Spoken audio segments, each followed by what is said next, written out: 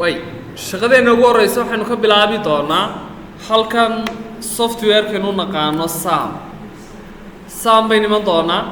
SAM control panel ayaynu start garayn doonaa kaynu shidan doonaa inuu isticmaali doono waxa la yiraahdaa SAM oo ahaa software-keenu hore u isticmaalay kadibna option-keenu dooran doonaa waxa weeye hore start markaynu sameynayno waxaynu start garayn jirnay qaybtan aynu naqaano Apache waxaan start garayn jirnay Apache-heena sidoo kale waxaan start garayn doonaa kan labaad aynu naqaano MySQL waxaanu start oran doonaa Apache dan waxaanu start garayn doonaa kan labaad ee la yiraahdo MySQL-keen waxaan doonaynaa habkii Apache u shaqayn jiray isaguna waa inuu shaqeeyo oo labadooduba ay noqdaan maxay great laakiin sometimes failure baa inagu iman doona waxa laga yaabaa MySQL-kaagu inuu cilad tirsanayo imka MySQL-kayga start baan idhi kadibna markaan start gareeyay soo kicid buu wadaa green-ka hadduu ahaado oo sidaa u shaqeeyo waa okay laakiin haddii uu iska jaro oo uu dib ugu celiyo maxay start-teeni macnaheedu waxay tahay ma shaqaynayo saynu hubino waxaan tegi doonaa halkan yar hortiisa ay ku qoran tahay maxay admin ayaynu gaari doonaa admin-keenu wuxuu ina geyn doonaa qayb la yiraahdo admin panel buu ina geynayaa qaybtina waxay ina geyn doontaa qayb aynu naqaano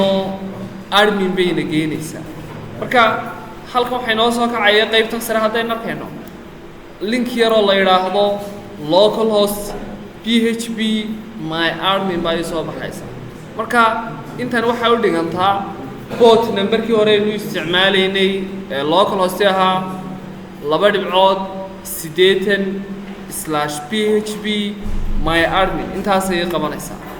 intan markaynu qabanno page-kan wuu inoo wareegayaa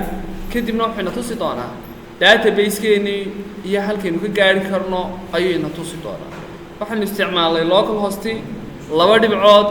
port number-keeni intan ay u dhigantaa shaqada aynu qabanaynaa waa inoo qornaa localhost 2. port number-kaygu 80 buu ahaa slash kaliya marka haddaan raaciyo wuxuu geyn doonaa bog la yiraahdo dashboard buu geynayaa dashboard-keena halkan haddaynu eegno waxay noogu jirtaa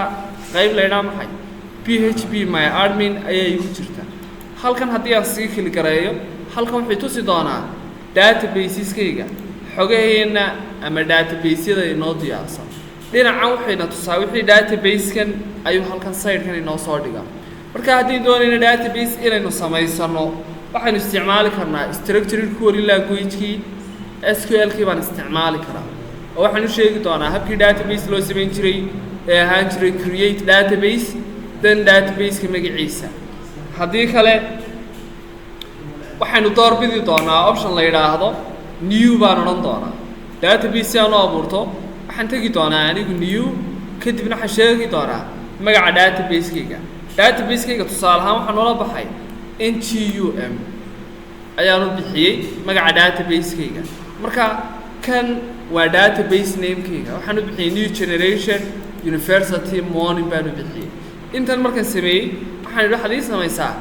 create generate garee wuxuu abuurayaa database intani waxay u dhigantaa command-kii la odhan jiray create database la yiraahdo ngum bay u dhigantaa kadibna wuxuu igu yidhi table miyaad u baahan tahay haa baan leeyahay table-kaygu wuxuu kaydin doonaa arday kadibna wuxuu igu yidhi imse khaanadood baad u baahantood isticmaalaysaa waxaan idhi waxaan isticmaali doonaa 4 khaanadood waxay ka koobnaan doontaa khaanad ID-ga mid full name-ka mid class-ka iyo mid shift-ga waxaan odhan doonaa waxaad ii samaysaa create ii samee wixii inoo abuuri doonaa database ngum la yiraahdo halkii inooga sameeyey sidoo kale gudaheeda wuxuu inooga abuuri doonaa khaanadihii wuxuu leeyahay khaanadaada magaceed khaanada koowaad waxay kaydin doontaa ardayga ID-giisa data type-kiisu waa integer baan leeyahay ugu badnaan tusaale ahaan waa 10 god sidoo kale halkan waxaan ka dooran doonaa waxa la yiraahdo auto increment haddaynu dooranno macnaheedu waxay tahay isaga automatic isku wadi doona oo qof 1 baa la siin doonaa ka ku xiga 2 baa la siin doonaa ka ku xiga 3 baa la siin doonaa sidoo kale halkan wuxuu inoo qaatay waxa la yiraahdo maxay primary key ayuu inoo qaatay oo primary key ayuu inoo noqday halka waxaynu nidhi ardayga wuxuu yeelan doonaa tusaale ahaan isaguna full name buu noo yeelan doonaa kadibna waxaynu nidhi data typekiisu isagu wuxuu noqon doonaa farkar buu inoo noqonaya kadibna waxaynu nidhi ardayga magaciisu tusaale ahaan 30 xaraf buu noqon doonaa ugu badnaan sidoo kale ardaygeenu wuxuu leeyahay baynu nidhi class buu leeyahay fasalkiisa isagana waxaynu nidhi farkar sidoo kale waxaynu nidhi tusaale ahaan oo kale wuxuu isaguna inoo yeelan doonaa 20 xaraf buu noqon doonaa halkan waxaynu nidhi tusaale ahaan ardaygu wuxuu inoo yeelan doonaa shiftigiisana waxaynu nidhi tusaale ahaan wuxuu noqon doonaa farkar isagana waxaan nidhi tusaale ahaan waxaad ii doortaa 20 classka waxaan u bedeli karaa optional department marka departmentiga ayaynu sheegi karnaa haddaynu u baahano marka department ayaynu ka dhigan karnaa class ama class baynu iska isticmaali karnaa kana idin kooban qoraalaha intan markay samayno halkan haddaynu arkayno hoose waxay noo taalo maxay save marka waxaan odhan doonaa waxaad noo samaysaa noo save garee database-kayga waxaa laynoo save gareeyey database la yidhaha ngum gudaheedana waxaa ku jira hal table la yidhaha maxay studentskeena haddaynu eegno 4 khaanadood buu ka kooban yaho khaanada waa ID-ga midna waa full name-ka midna waa class-ka midna waa shiftiga waxaan arkaynaa markaa ID-gu wuxuu qaatay furayar baa la hordhigay furahan wuxuu taagay inuu primary key yahay sidoo kale halka waxaa laynoogu dhigay maxay auto increment inuu yahay mid automatic isku wadaya table-keena haddaan dib yar furo kili gareeyo waxay tusi doonaa option-kii buu la isticmaali doonaa query-gii select loo jiray buu isticmaali doonaayo wuxuu odhan doonaa haddaan isku dayo dhammaan xogta ku jirta table-ka students la yidhaahdo soo akhriyo wax result iyo wax natiijo ama soo helin keliyaata table-kaaga wuxuu ka kooban yahay ID full name class iyo maxay shifty magaca database-kayga waxaa la yidhahaa ngum table-kaygana waxaa la yidhaahdaa students shaqada ku xigtaynu qaban doonaa waxa weeye waxaan tegi doonaa computer-keena qaybteennii sida local iska c kadibna waxaan tegi doonaa in sii geli doonaa software-keena sam la yidhaah sam markaynu gallo waxaan tegi doonaa htdocs kadibna halkan waxaan odhan doonaa waxaad noo samaysaa folder cusub right click kadibna waxaan odhan doonaa new baad ii samayn doontaa folderkayga waxaad iigu bixisaa ngum registration magacan aanu la baxay ama waxaan odhan karaa waxaad ii samaysaa registration ba noogu bixi systemkayga marka kan waa folderkan projectkeena inoo haynaya intan haddaynu samaynay folderkeena waxaynu kusoo furan doonaa dee VS Code gudihiiso terminalkaynu geli karnaa right click haddaynu idhaahno open terminal baynu haysanaa ama VS Code-kii baynu si caadiya ugu soo furi marka terminalkan aynu iska isticmaalayo ka yar fudud code space dhibic baan odhan doonaa VS Code ama Visual Studio Code ayaad halkan noogu furaysaa oo halkan waxay noogu soo furmi doonaa software-keena aynu naqaanay VS Code ama Visual Studio Code ayaa inoo furmay intaan aynu eegnay shaqada ku xigtaynu qabanaynaa waa tan soo socota waxaan odhan doonaa waxaan u baahanahay halkan hal file noo samee file-kan ugu horreeya database-ku la xidhiidhayaa waxaan sample u bixin doonaa connection buu inoo noqon doonaa ama isku xidhi inoo noqon doonaa marka waxaan leenahay waxaad noo samayn doontaa new file-kaygana maadaama database-ka la xidhiidhayo waxaynu la baxnay db.php waxaan samaysanay hal file oo shaqadiisu tahay inuu database-keena la xidhiidho ama uu inoo gaadho waxaynu bixinay markaa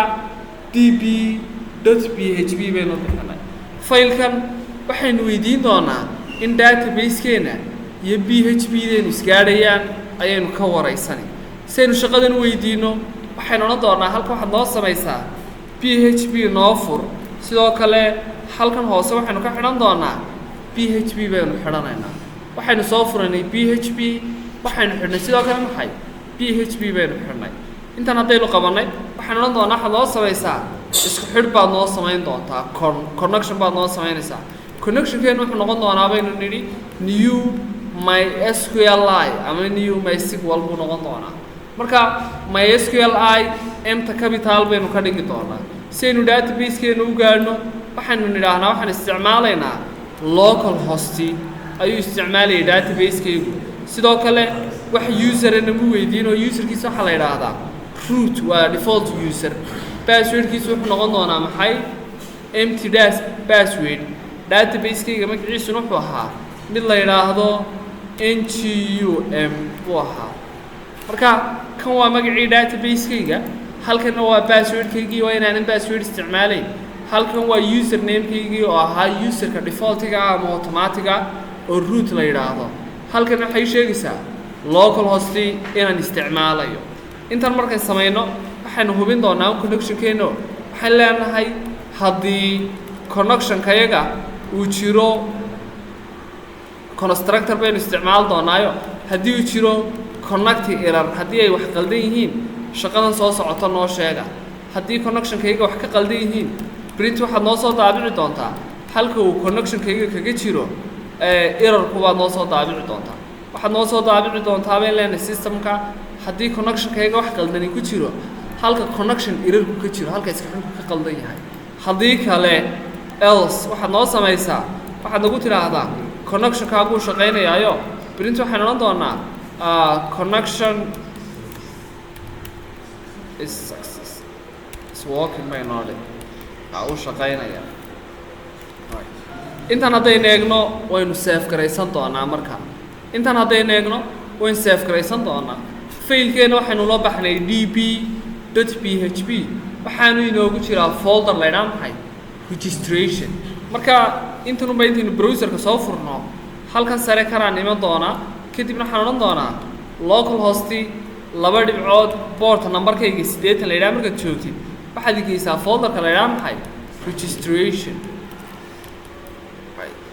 inter haddaan idhaahdo halkan wuxuu inoo soo saaray waxaa gudihiisa ka jira hal fayloo la ydhaha maxay db.php haddaynu faylkeennan keli garaynaynu gujinno wuxuu inoo sheegayaa maxay connectionkeennu inuu shaqaynayo oo uu saxsan yahay marka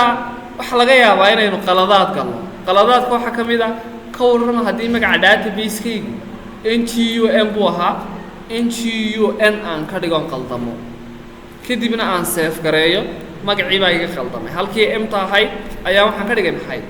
m baan ka dhigay refresh haddaan ku sameeyaan connectionkeennii dib u eego wuxuu inoo soo saari doonaa halkii wax ka qaldan yihiin wuxuu ina odhan doonaa unknown database annagu ma garanayno database-ka magaciisa la ydhaha maxay ngun ma garanayno sababtu waxay tahay database-keenu magacan muu lahayn laakiin waxaad ka hubin kartaa buu ku leeyahay constructor-kaaga mysql ay la yidhaahdo markaad eegto local hostigaagu uu saxsan yahay rootkaaguna uu saxsan yahay waa userka objectiga passwordku waa sensitive oo waanu qarinay buu yidhi sidoo kale halkay wax ka siiyin waxa weeye maxay database name-kaaga aad tidhi maxay ngun ayay wax ka qaldan yihiin marka fatal errorkan waxay noo soo daabacaya naga saacidayaa try and error tan iftan waxay solve garaynaysaa shaqada qabanaysaa waxa weeye error catch bay samaynaysaa haddii meel ay wax ka qaldan yihiin qaladkay noo sheegaysaa waxaan leenahay marka database-kayga waxaa la yidhahdaa annaga maxay ngum baa la yidhaahdaa intaan haddaynu eegno failkeennana dib aynu ugu noqonno refresh aynu samayno waxaa laynoo sheegayaa connectionkeenu inuu shaqaynayo oo uu yahay maxay saxdii ayuu inoo sheegay intan markaynu qabannay waxaynu nidhi waxaynu haysanaa program yaroo tusaale ahaan ama database-keen wuxuu ka koobnaa 4 khaanadood buu ka koobnaa 4 khaanadood si aynu xog u gelinno halkan waxaan samaysan doonaa fayl yaroo tusaale ahaan aynu idhaa index bay noo noqon doonaa waxayna inoo noqon doonaa php file halkan waxaynu ku qori doonaa markaa koodhkeennii html-ka ahaa fayl baynu samaysanay magaciisa waxaynu u bixinay index.php gudihiisana waxaynu ku saaf garaynay maxay code html ayaynu ku qornay halka si aynu xogteenna u diiwaangelinno h1 baynu samaysanay ama h2 waxaynu nidhi markaa wuxuu noqon doonaa maxay registration wuxuu inoo noqon doonaa maxay registration form buu inoo noqonayaa form aynu dadka ka diiwaangelinno si aynu markaa xogta u diiwaangelinno waxaan samaysan doonaa hal form baynu samaysanaa formamku gebigooduba 2 shaqay qabtaan ama post buu sameeyaa ama get buu sameeyaa get waxaynu samaynaa mar kasta oo xog ama data aynu soo akhriyayno tusaale ahaan markaynu doonayno dadka postiskooda inaynu akhrino ama qof statuskiisa aad eegtid ama message lagu soo diray aad aragtid ama muuqaal aad daawatid shaqadaad qabataa waxa weeye get baad samaysaa xog baad heshaa adigu marna waxaynu samaynaa postio haddaan anigu status soo dhigayo ama post Facebook aan qorayo ama aan data mail gelinayo xogtayda waxaan samaynayaa post baan samaynayaa marka markastoo aan isdiiwaangelinayo ama data aan insert garaynayo meel wax ku save garaynayo waxaan sameeyaa post markastoo doonayo xogtiinan eegana waxaan samaynayaa maxay get baan samaynayaa waxay leeyahay markaa formkaygu shaqadu noo qaban doonaa waxay noqon doontaa maxay post bay noqon doontaa waxaan samaysanay hal form oo methodkiisa shaqadu qabanaya taa maxay post in xog inoo save gareeyo qaban doonaa waxaanu samaysan doonaa markaa input baan samaysan doonaayo waxaanu ka dhignay ID-ga haddaynu xasuusanay isaga auto increment markaa uma baahnin inaynu diiwaangelino laakiin waxaynu diiwaangelinaynaa inta kale oo dhan waxaan leenahay kan koobaad taybkiisu text buu noqon doonaa placeholderka qoraalka yara soo muuqan doonaan waxa weeye inter baynu odhan doonaa qofka waxaad gelisaa maxay full name-kaaga qofka magaciisa oo dhammaystiran baynu ka bilaabi doonaa inuu xogta inoo diiwaangeliyo marka waxaan sidoo kale ku dareynaa mid kastaa wuxuu inoo yeelan doonaa name wax la yidhaahdo namekan wuxuu ka iman doonaa database-keenna magacyo inooga jiray magacyadii inoo jiray waxaa ka mid ah haddaan xasuusano khaanadaha khaanada koowaad waxaa la odhanayay maxay ID-ga ku xigtay waxa ahayd dee full name soo saama PR baynu odhan doonaa see u yar kala go-aa maadaamaynaan hadda wax style isticmaalin PR markaynu samaynay kadibna kanun bal 3 midh aan ka samaysto kan labaad waxaan odhan doonaa waxaanu gelin doonaa xogtan halkan kusoo kaydin doonaa waxay noqonaysaa ardayga maxay classkiisa halkan waxaan odhan doonaa waxaad noo soo gelisaa enter your class waxaad gelin doontaa maxay fasalkaaga halkan waxaynu nidhi waxay noo hayn doontaa ardaygeena shiftigiisa halkan kuwa full name waxaan ka wada dhigay capital F-ta capital baan ka dhigay intana capital baan ka dhigay class markaan qorayo laakiin waxaan ka dhigay maxay wada small de soo saama sababtan magacyadan sidaan ugu ekeysiisanaya waxay tahay database-keena haddaynu dib yar eegno khaanadaheeni waa kuwan waxaynu haysanaa full name F-ta weyn laakiin inta waa maxay waa inaan yareeyo markaa class waa wada maxay small shiftina S-ta waa maxay waa capital markaa habkaasaan u qorayaayo waxaan odhanayaa full name-ka markaad qoraysid intayadu small bay ahayd si aanan hadhow qaldamin class waa noqday small shiftina S-ta no weyn intan haddaynu samaynay kan kale ku xiga waxaynu samaysan doonaa hal batankani shaqadu inoo qaban doonaa waxa weeye inaynu wax save garayno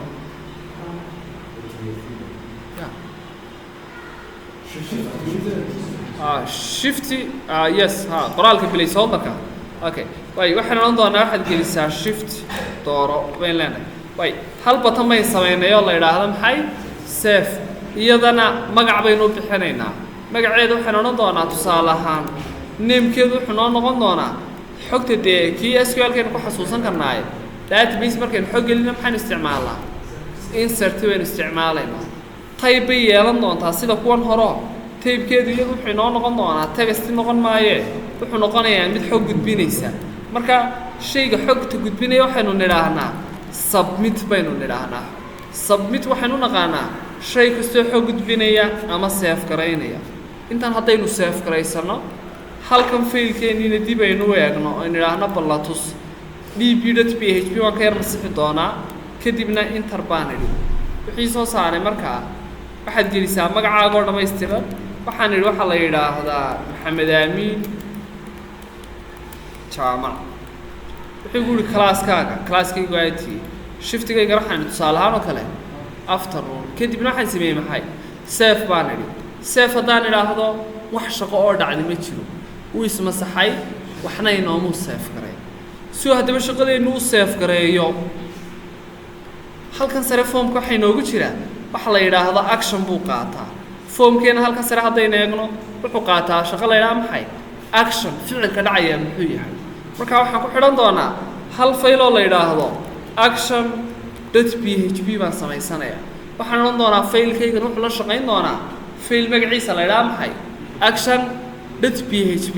kadibna intanaynu save garaysan doonaa intan markaynu save garaysanno faylkan inooma jiro magacan weli maynaan abuuran laakiin magacaynu la baxnay waxa weeye maxay action.php magacanaynu samayn doonaa halkan fayliskeena waxaynu ku darsan doonaa faylkan la magaca oo qabanaya maxay isagu ficiladu qabanaya wuxuu qabanayaa inuu wax save gareeyo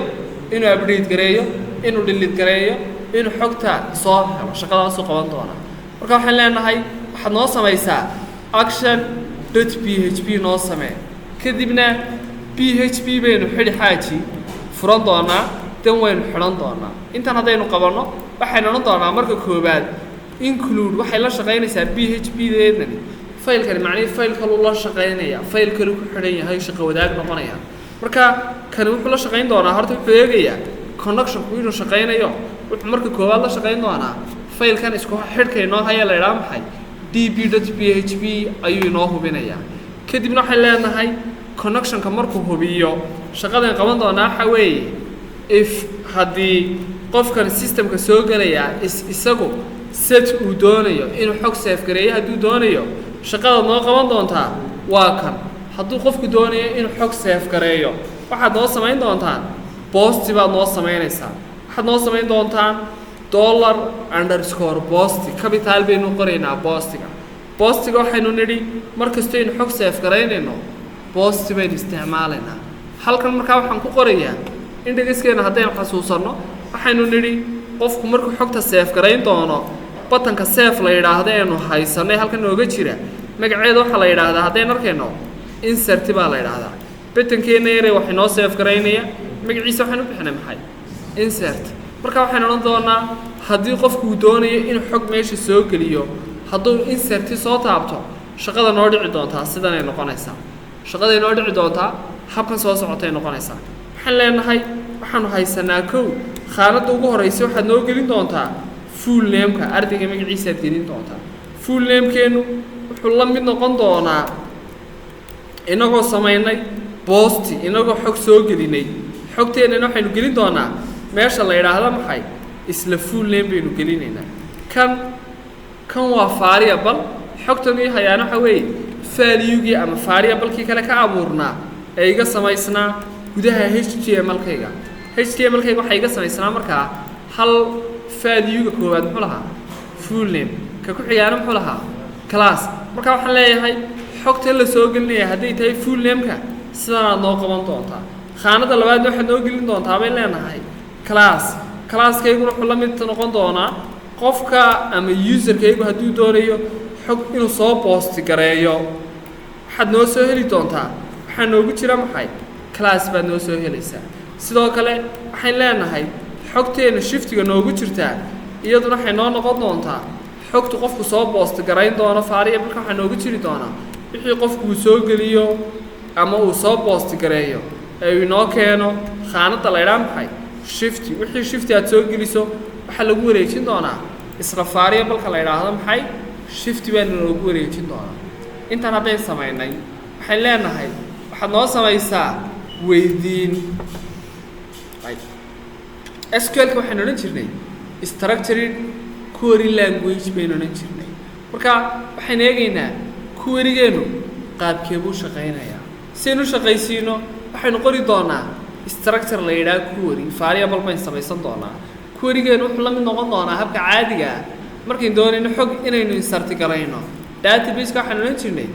insert into xogteeda waxaad noo gelin doontaa table-keena magaciisu muxuu ahaa students baad noo gelinaysaa table-keena haddaynu xasuusanno khaanaduhu ka koobnaa waxay ka mid ahaayeen haddaad xasuusataan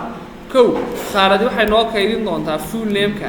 ID-ga waan iska dhaafaya waa auto increment ta labaadna waxay ii hayn doontaa classka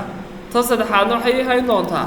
shiftiga bay ii hayn doontaa kadibna waxaan odhan doonaa waxaad noo gelin doontaa valueska qiimayaasha soo socdaad noo gelinaysaa qiimayaasheennu waxay noqon doonaan kuwo ku jira operators qiimayaasheennu waxay ku jiri doonaanun kuwii aynu haysanay waxaan tusaale ahaan haysanay variable-ladeen haysana haddaad xasuusataan variable-ka koowaad wuxuu ii hayn doonaa shifti ka labaadeen haystaan wuxuu ii hayn doonaa tusaale ahaan oo kale waxa la yidhaha maxay class ka koowaad wuxuu ii hayaa shifti ka labaadna wuxuu ii hayn doonaa class ka saddexaadna wuxuu ii hayn doonaa tusaale ahaan oo kale no full name buu hayay ka koowaadee cidi lowday ka koowaad wuxuu inoo hayn doonaa full name-keena kana classku inoo hayn doonaa kan kalena wuxuu inoo hayn doonaa shiftigu inoo haynaya intan markaynu samayno xogteennaynu eegaynaayo waxaynu eegaynaa dhaytadeennii miyaa la insert gareeyey miyaa la xareeyey haddii shaqadan inoo dhacdo waxaan leenahay waxaad noo samaysaa variable yar oo la yidhaahdo result natiijadu waxay la mid tahay inta badan waxaynu ka faa'iidaysanaynaa connection errorkeena labskeedaynu isticmaali doontaan sidii hadhow uga faa'iidaysataa inaydaan u ilaawin waayo waxaan rabaa qaybta intaynaan dhiganta idinkaa soo waday baasha aniga laylama sugo gf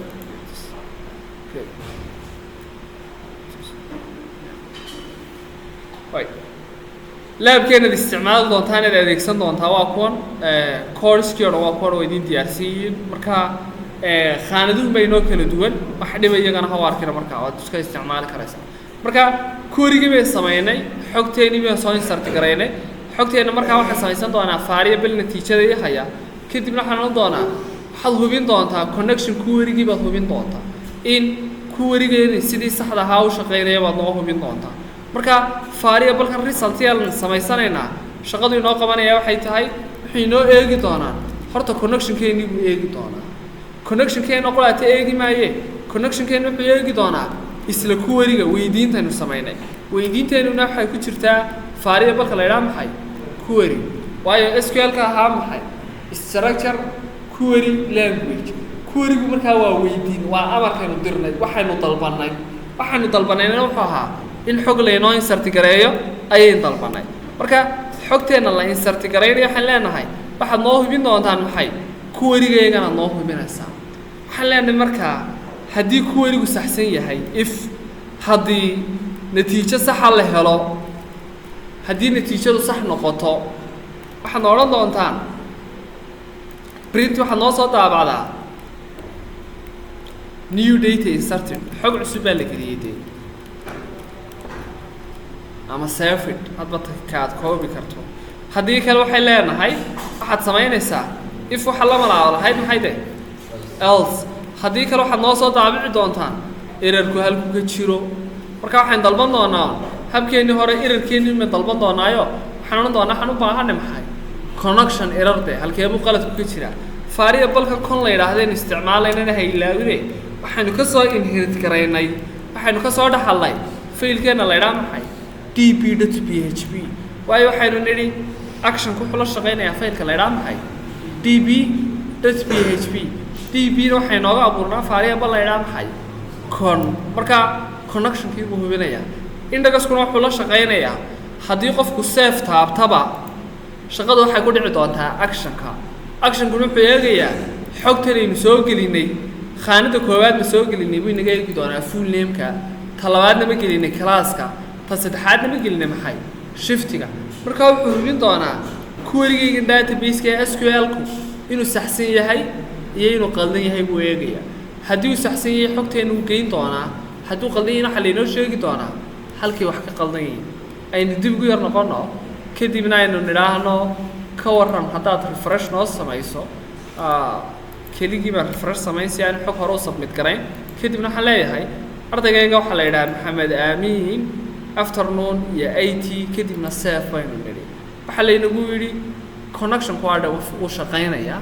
laakiin mushkiladday haysataa waxay tahay undefined variable-ka la yidhaha maxay full name waxaynu ilowna waynu garanaynaa eftan maxay ahayd capital bay ahayd soo saama innaguna waxaynu wada qornay maxay small baynu qornay waxay ku qoran tahay fiilkeenna la yidhaha action.php laynkeeda sagaalaad sidaynu u saxno waxaynu odhan doonaa laynkayaga sagaalaadba la tus waa kan full name-ka eft waxay ahaan jirtay maxay capital de soo saama markaa waan safe garaynayaa fariinteeday soo gaadhisay aan connection walkina intaan yar laynkanaan iska comment garaynaya si aanay fariintani inoo soo gaadhin xagga sare loogu soo daabicin dib baynu yar noqon doonaa kadibna waxaan leenahay safe gareeya waxaa laynagu yidhi waxaanu garan weynay khaanada la yidhaha maxay it fiilkan anagu ma garanayno marka let's say dib aynuga noqono erar hagaagsan ma sheegin laakiin exception column-ka it la yidhaahdo ma garanayo aan eego it isagana halkaynu ku qornay kan class bayn haysanaa kana class bayn haysanaa kana class bayn haysanaa waa class shift de soo sama full name class iyo maxay shift way indexkeena aynu eegno waxaan haysanaa class shift iyo maxay insert way database-keena aynu la hubino way db-geena isagana haddaynu hubino sir into emina keena studentsina geeya khaanadaheedii noo eega waxaan haysanaa markaa full name class iyo maxay shift sorry I think error kala ay waa one no refresh in order and hubina mar kale okay class waa IT shift waa afternoon qofka magaciisa waa Maxamed Saif okay way halkan aan qaldantay xaaji kuwarigayga wax ka qalday waxaynu isticmaalay insert into students line kana la hubinaya kadibna waxaynu waxaad eegaysaa waxa la eegayaa khaanadaha la yiraahdo maxay khaanadaha la eegayo waxa kamid ah full name-ka class-ka shift-ga let's say class imsay noogu qorayay baan filayaa values-kuna inoo saxsan yahay full name class iyo shift sorry the code is kimeye where are you missing ariya code is baynu gelinayna kan code buu ku jiraa kan code-kiisi bay ka tagnay kanna code-kiisi baynu gelinay marka error-keena haystay intan waxa kan wuxuu ahaa maxay bila code is marka waxa la inagu yiri class-ka IT la ilaa lama garanayo sababtu inoo saacidaya waxay tahay error-kan aynu ku darnay baa fatal error-ka halkii wax ka jira waxa weey MySQL-kaaga waxyaabaha qaldamay waxay tahay khaanada IT la ilaa meel lagu keydiyo la garan waayo sababtu waxay tahay waxa ka qaldan maxay query-ga gaar ahaan markaad samaysay maxay de insert into students halkan naga hubi baa lagu line-ka topnaad marka dib aynu yar noqono then save inoo dhaha kadibna maxaa la inagu yiri new data insert halkan haddaynu eegno refresh inoo dhaha waxaan haysanaa hal arday la yiraahdo maxay ID-giisuna waa maxay one automatic buu siiyey ku labaad haddaynu ku darno aynu dib u yar noqono aynu nidhaahno waxaad noo gelisaa muuse Farax Abdi way isaguna waa 81 afternoon safe haddaynu dib u refresh garayno waxaan haysanaa isagana maxay arday labaad oo inoogu jira maxay isla meesheen ID-giisa isagoo automatic maxaa looga dhigay to maadaama in auto increment isticmaalayno duplicate ku inaga dhuumanaya waayo primary key iyo auto increment bay isku darnay labadooduna shaqadoodu waa in wixii duplication la inaga ilaaliyo inta waad soo sameeynaysan shaqadaad qabanaysaan waxay tahay CSS ama bootstrap-ka aad qurxin doontaan bay ku soo qurxin doontaan xogta markaa file-kan laga save garaynayo waad hagaajinaysaan shaqada labaad aad qabanaysaan waxay tahay hadda waxaan isticmaalay 4 khaanadood khaanad la yiraahdo ID mid la yiraahdo full name mid class la yiraahdo mid shift la yiraahdo khaanada ku soo daraysaa waxa weeye ardayga image-kiisa ardayga markaan doonayno inaan diiwaan gelino sawirkiisa waa inaan xareyno marka sawirka ardayga ayadina inoogu soo dari doontaan halkan dambe ya sawir kaliya aan la ardayga sawirkiisa picture baad ku soo daraysaa waxaan rabnaa markaa picture-ka in aad save garaysaa next class-ka waxa ka dambeeya waxaan dhigan doonaa xogteena soo akhrino update garayno delete garayno aynu baran doonaa marka select update iyo delete way noo hadhay laakiin image baad ku soo daraysaan oo hawsha inta la tahay next class insha Allah intaas la keenaya waana laga soo gaarsiinaya